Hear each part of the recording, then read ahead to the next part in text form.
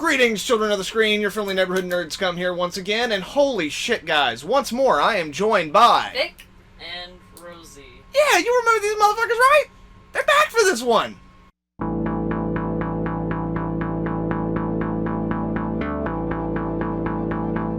Guys, Predestination. What the fuck was that? So, Predestination came out in 2014. It's rated R and it runs at, what was it? It was like 97 minutes. Yeah, do either of you want to, by the way, just before we get into this, I just want you to know, there's no way for us to talk about this movie without spoiling everything about it. So, watch the trailer, and if it seems like a movie you want to watch without the spoilers, go watch it, because despite this being a what the fuck was that? This movie's really dope, and it's really good. So we don't want to spoil it, but we're going to. Here we go. Do either of you think you can succinctly describe the plot of this movie? You ever read Homestuck? Jesus fucking Christ. That definitely gives people a shorthand if they're familiar, but I don't know if that's succinct necessarily. I can try. Basic premise and plot of this movie, and again, last warning, there's going to be spoilers here.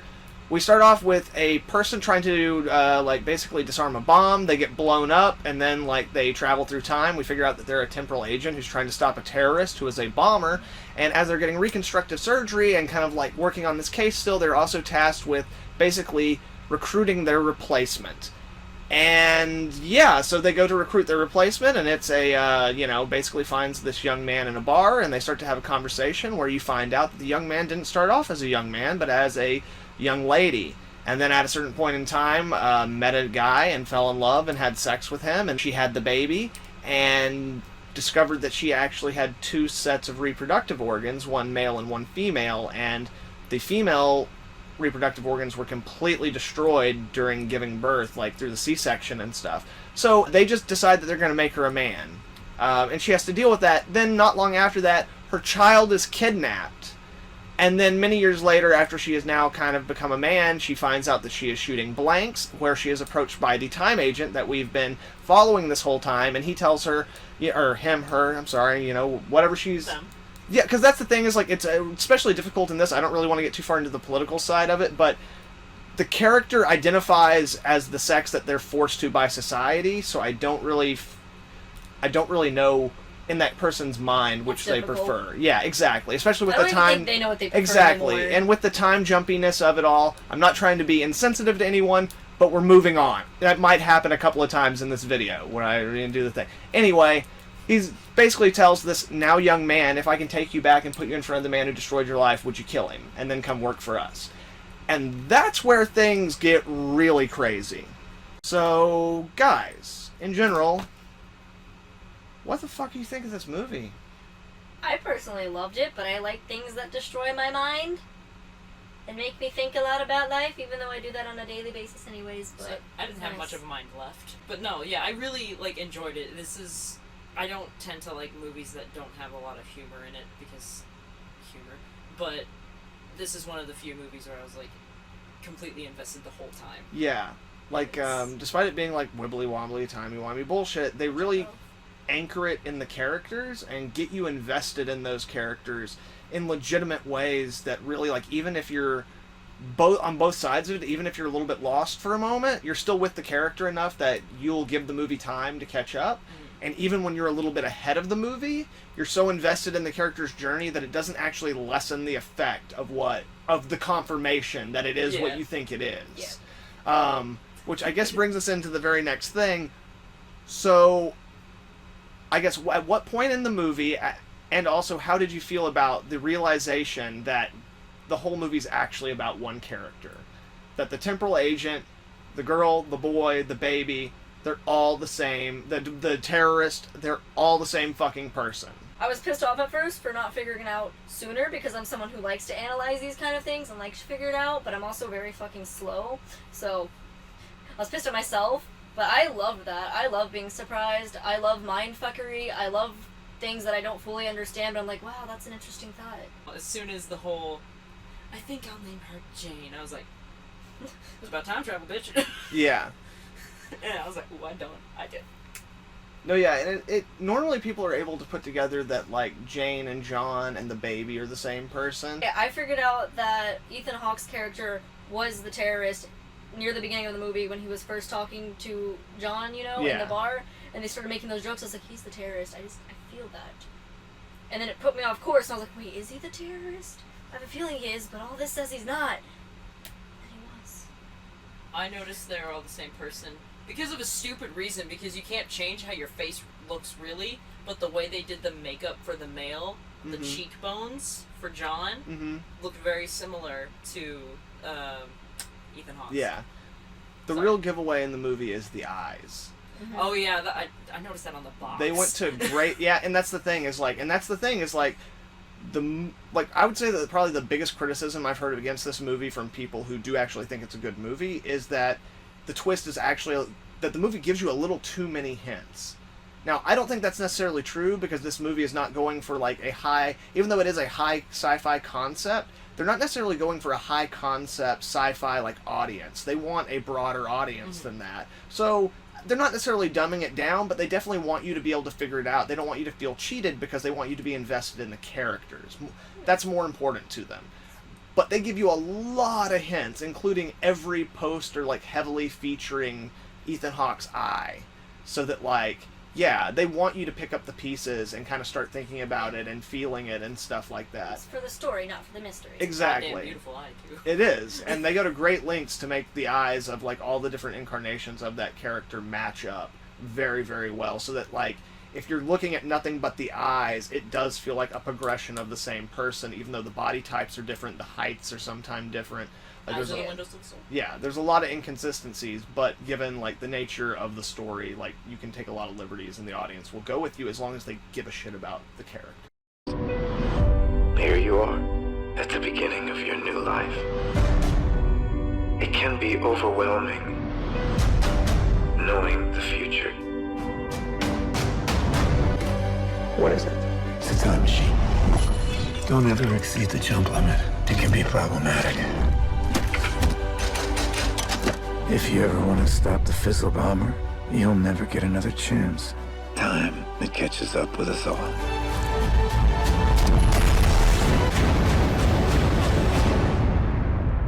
What if I could put him in front of you? Would you kill him? The brothers who made the movie, they're not known for like really like high concept or sentimental stuff. They're the guys who made Daybreakers, the vampire movie with Ethan Hawke. They're the guys who made the Jigsaw movie that just came out not long ago, like those are the kind of films these guys make. So I have to give them high marks. They did a great job of making Jane a character that is fully formed and fully fleshed, but also providing a way that multiple people can relate to that experience, because while she's being called a freak and she feels like an outsider, to the audience looking at it, you see a normal little girl. And that makes it very universal, that idea that like once we've grown up or once we're older, like we find a little bit more peace with ourselves and we can look back and think that maybe we were a little harsh on ourselves. But like in that moment, like you feel both sides of it. That also adds to the layer of like the time displacement.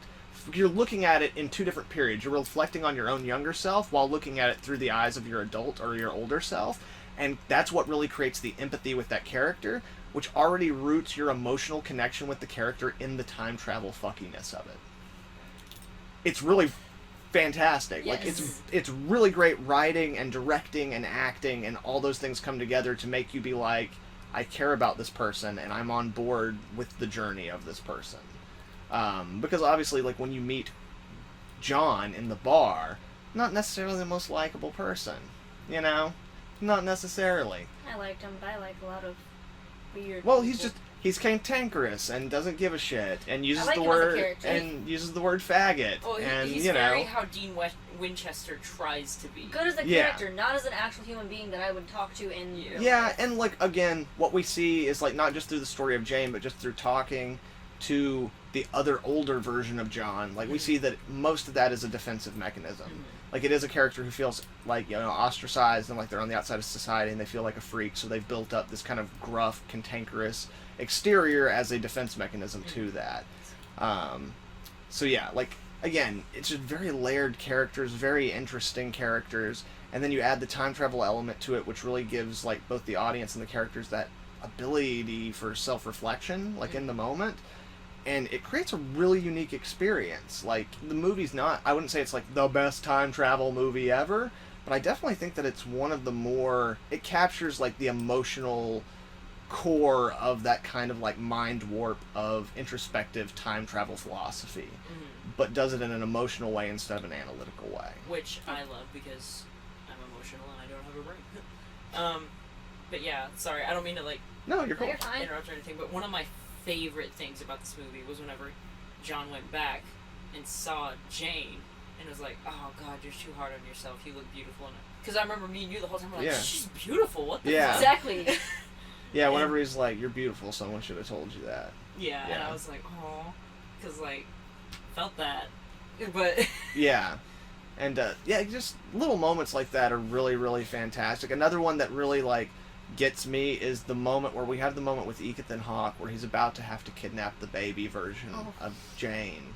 And himself. Yeah, and himself. And, like, his boss When he man... kidnapped Yeah. himself. His boss man shows up, and, like, just that moment of you can tell that this is something he doesn't want to do, but, like, he has to do it. And, like, it's just so fucking complex. Like, a lot of people have compared this movie to the movie Looper, which I really enjoy the movie Looper, but this movie is way smarter than Looper is. I don't know what that is, brother.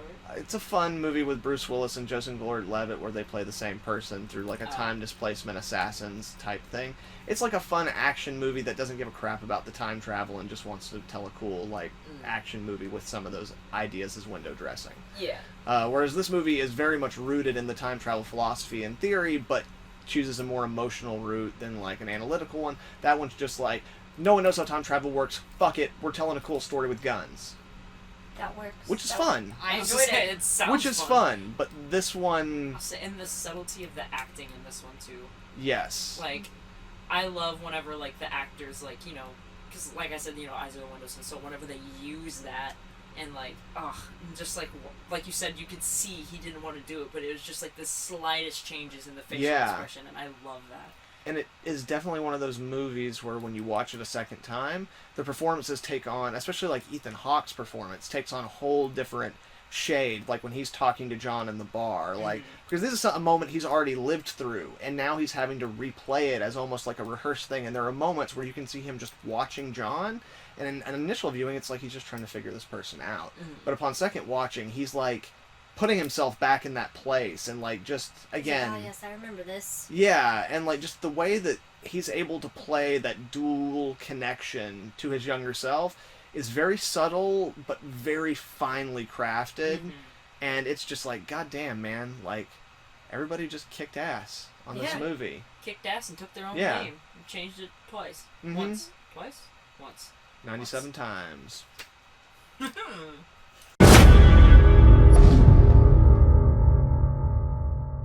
The only other thing that I can really think of off the top of my head, because again, everything in this movie works so well, and it balances out so well that, like, I don't remember ever being, like, pulled out of the movie for a moment by something that was even just remotely off.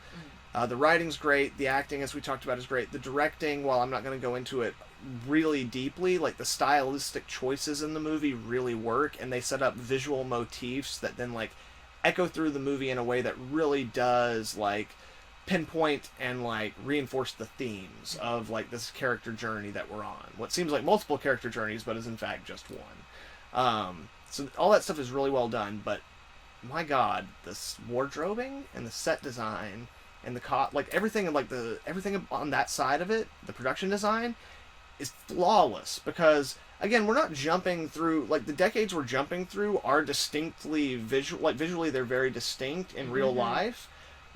But there's also a lot of bleed through in real life, and in a movie, normally you're like, oh, well, we want people to feel like this is the 60s, so we'll go get the most iconic look from the 60s and put that in here. Whereas, like, in this movie, they did a nice job of taking kind of the 40s through the early 80s and kind of coming up with a visual style for wardrobe and design that felt like a unified world that was progressing but didn't make you be like, hey, we're in the 80s now and everything's colorful and crazy and everything's awesome. Hair is 6 feet wide and tall. Yeah, exactly. So from that respect, like, they did a fantastic job, and a lot of that does also have to do with the cinematography and the use of color and the, like, that whole thing. But the costuming is great. It just, like, it gives you this very... It also makes you feel kind of the almost, like, noir-y sense that you get from, like, the kind of, like, time detectives, like, kind of story. Yeah, especially the trench coat. Yeah, absolutely. Yes. And that's also kind of like, when you think about, like, a shady, like, government agency that's, like, operating in, like, policing time and shit like that, that's kind of the visual imagery you get anyways, like, this guy in the, like, fedora hat and the trench coat. So, again, like, it does invoke, like, traditional and iconic imagery, but does it in a very subtle and muted way that fits into the world. It doesn't stand out. And then, man, like, when they're in that space agency, like, the stupid, like, costumes they make the girls wear that yes. look like sci-fi stewardess outfits, because that's essentially the job they're getting hired for, is space stewardess, you know, who's also, you know, gonna, like, bang the guys up there to keep them. Yeah. Yep. Yeah. So, but those outfits that they wear, like the pretty ones, quote unquote, they're so great in how awful they are.